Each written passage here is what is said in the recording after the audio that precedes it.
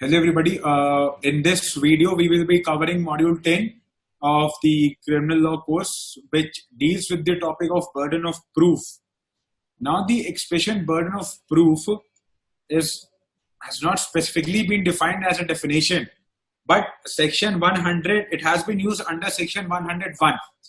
Now, what does it states that the bare provision states, whoever desires any court to give judgment as to any legal right or liability dependent on the existence of facts which he asserts must prove that those facts exist.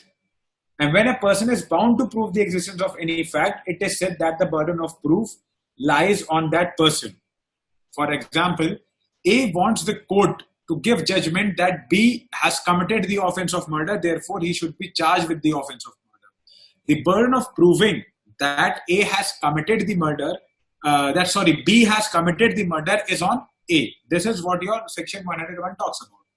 When any person is desirous, of the court to give any judgment as regards any legal right or anything, and he believes and he wants to give those judgment on the existence of certain facts which he believes to be true, then he has to prove it. Like we have given the example, A believes that A is very sure that B has committed murder and he wants the court to convict him. Now it is upon A to prove that B has committed murder, and it should be proved beyond any reasonable doubt. Section 102 talks about the onus of burden of proof. On whom does the burden of proof lies? Now, if you go through section 102, it states the burden of proof in a suit or proceeding lies on the person who would fail if no evidence at all were given on the either side. Now, A sues B for land of which B is in possession and which, as A asserts, was left to A by the will of C, that is B's father. If no evidence were given on the either side, B would be entitled to retain the possession.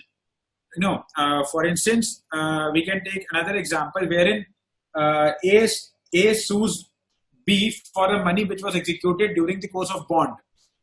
B does not deny the admission of bond, but he states that the bond was obtained by fraud. Now, herein, A is stating that the money that is due to him came into existence by means of bond which was executed between them. Now B has admitted that yes, the bond was executed, but it was executed and obtained by fraud. So now the burden of proof will be on B to prove that the bond which was executed and obtained by means of fraud. Otherwise, A will win this case. Whereas in another case which we were talking about, a particular person is suing him for the possession of any land, and the possession of land is with the other person. And the person who is suing him states that it was left to him by his father. Now it is for him to prove that the land's possession was left to him by the father of the opposite party.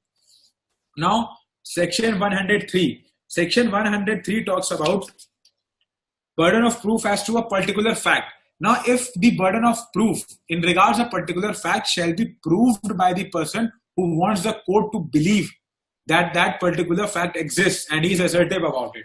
For instance, if you go through the bare provision, section 103, it states the burden of proof as to any particular fact lies on that person who wishes the court to believe in its existence, unless it is provided by any law that the proof of that fact shall lie on any particular person. Or if it is provided by law that the fact is to be proved by other person, then that other person shall prove it. But the general law is that it shall be proved by the person who wants a court to believe in its existence. Example, A prosecutes B for theft and wishes the court to believe that B admitted the theft to C. Now A has to prove the admission. B wishes the court to believe that at the time in question he was elsewhere, then he has to prove it. Now section 104 talks about burden of proving fact to be proved to make evidence admissible. The burden of proving any fact necessary to be proved in order to enable any person to give evidence of any other fact is on the person who wishes to give such evidence. Like A wishes to prove a dying declaration by B. A must prove B's death. So if the existence of one depends on another, then the person who wants the court to believe in its existence has to prove the other fact. For in the instance case, he wishes to prove, a dying declaration by B. So he has to prove that A has died. Now, section 105 of the Act talks about burden of proving that case of accused comes within exceptions. So if during the course of trial, the accused takes the plea that his case comes within the general exceptions under IPC, then the burden of proof will be on him. Normally, the burden of proof is on the prosecution. But in this case, it tends to shift on the accused. Now, he states that at the time of committing the offense, he was of unsound mind or he was intoxicated. Then he has to prove it before the court that when the offense was committed, he was intoxicated or he was of unsound mind. Similarly, section 106 talks about burden of proving fact, especially within the knowledge. Now, it deals, this section 106 deals with the burden of proving a fact within the special knowledge of a particular person. When any fact is especially within the knowledge of any person, the burden of proving that fact is upon him. For example, A commits an offense. The circumstances are such that the reasonable inference is that he committed the offense with a particular intention. Now, if he wants to show that he committed the offense with a different intention, the burden of proof is upon him. So herein, to sum it up in a simple language, if it has as regards any particular knowledge, we can take another example that a person has been charged by the offense of traveling without ticket. Then, and he's taking the plea that he bought the ticket, but he lost it. He did not deliberately travel without taking ticket. Now the burden of proving that he bought the ticket and lost it is upon him because he is the one who is stating that I had the knowledge about. He was the one who is acquainted with this fact. Now, section 107 and 108 are almost, similar to each other. 107 talks about burden of proving death of a person known to have been alive within the period of 30 years. So when the question is whether a man is alive or dead, and it is shown that he was alive within 30 years, the burden of proving that he is dead is on the person who affirms it. A person states that, a particular person has died, then he has to prove that he has died. Similarly, it talks about the person who has not been heard of for 7 years and a person who affirms that he has not heard him, he has to prove it, that he has not heard about that person. Now, section 109 talks about burden of proof as to relationship in the case of partners, landlord, and tenant and principal and agent. So in this case, the burden of proof will be on the person who is well aware of that relationship. Now, what it states that it deals now, we have already pointed out, talks about the special relationships that we have, like of that of partners in a firm, landlord and tenant, principal and agent. Now, when the question is whether the persons are partners, landlords, tenants and agent, tenants, principals and agent, and it has been shown that they were acting as such, then burden of proving that they do not stand or that these two stand to each other in those relationship is on the person who admits it. The person who admits that they were in such relationship, he has to prove it that the relationship existed.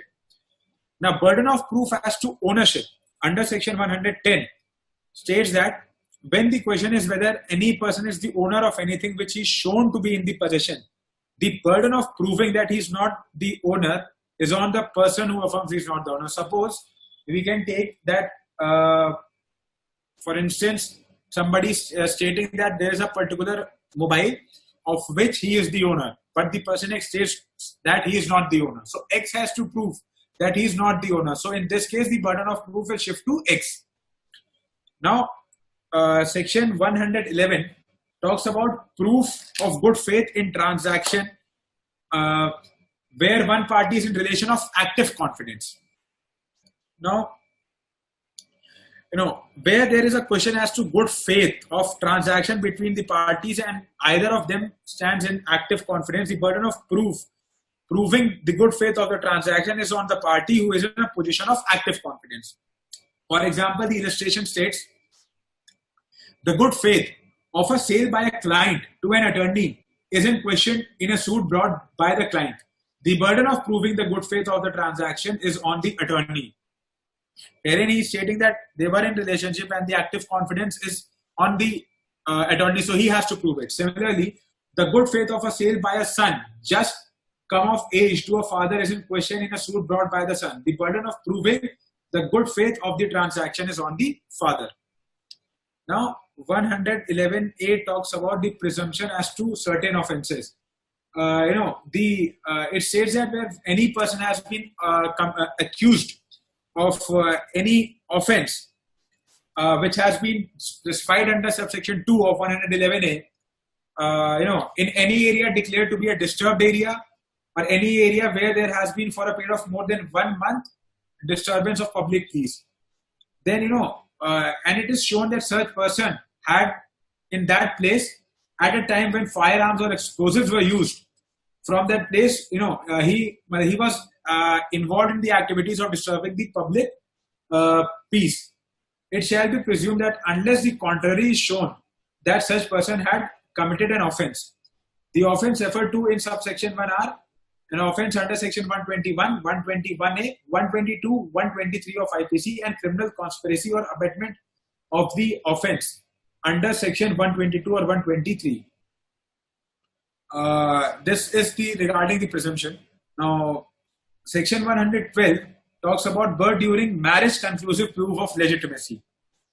Now, section 112 lays down that if a child is born during the continuance of a valid marriage between the mother and a man, or within 280 days after the dissolution of the marriage, either during the continuance or within 280 days of the dissolution of marriage, the mother not having remarried during that time, the child is the legitimate son of that man. Suppose X and Y got married, during their wedlock a child is born, so X will be the father of that person. X and Y got married, they gave birth to a child named Y. The marriage got dissolved, and and the child was born after that within a period of 280 days as given over here, and during that time the mother has not married again, so that person will be presumed to be the child of that other person. Now we will be dealing with some of the cases under section 112. For instance, in the case before the Privy Council in Narendra Nath Pahadi versus Ram Govind Pahadi, 1901, 29 IA 17, a child was born within 280 days of husband's death. The evidence was offered of the fact that about the time when the child was conceived, the husband was suffering from carbuncle and some illness and a guide of illness within 14 days. But it was held that the child was legitimate as it was born within the period of 14 days. Similarly, in the case of Kamti Devi versus Poshi Ram AIR 2001, Supreme Court 2226, the Supreme Court has considered the meaning of word the access, that whether during the time of dissolution of marriage the husband and wife had an access to each other. It has been observed that earlier there was a controversy as to what is the true import of the word access. Some high courts held that access means the actual intercourse between the spouses. However, the controversy came to a rest when in the case of Karapaya Sirvai versus Mayandi AIR 1934 Privy Council 49, the word access connotes only existence of opportunity for the marital intercourse. Now it takes us to the another important presumption, which is section 113, which is presumption as to dowry death. It states under the section, which is when it is shown that soon before the death, the woman had been subjected to cruelty or harassment by the accused for dowry, the court shall presume that the accused has caused the dowry death and burden is on the accused to rebut the presumption. So we see over here that this is yet another example that wherein the burden of proof shifts to the accused. In case of dowry death and also in matrimonial disputes, it is for the accused to prove. Similarly, in cases of offences under section 375, the burden of proof is on the accused. He has to prove. The burden of proof shifts to the accused. Now, this was all about the topic of burden of proof under module 9 of our course. If still any confusion subsists as regards it, please let us know and the study material will be provided. If there is any query as regards study material or anything, any case law or anything, please let us know. We will answer them.